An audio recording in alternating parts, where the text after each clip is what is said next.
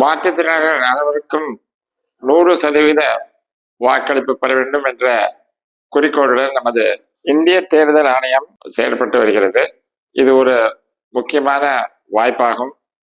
வீட்டிற்கு படிவம் 12D விருப்பப்படும் மாற்றுத்திறனாளிகள் பெறப்பட்டு அதன் மூலம் தபாலிலேயே வாக்களிப்பை செலுத்தலாம்.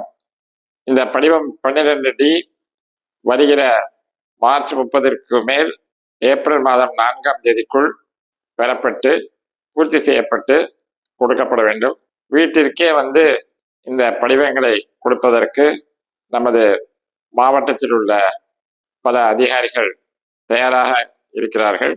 அவர்களை நீங்கள் தொடர்பு கொள்ளாவிட்டால் கூட வீட்டிற்கே நேரடியாக வந்து விடுவார்கள்.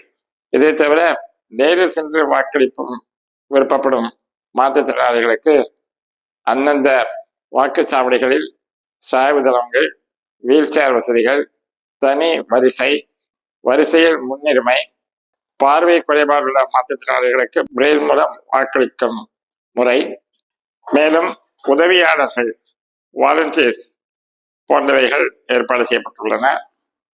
அனைவரும் நாம் வாக்களிப்போம். நமது ஜனநாயக கடமையை நாம் கண்டிப்பாக பூர்த்தி செய்வோமாக.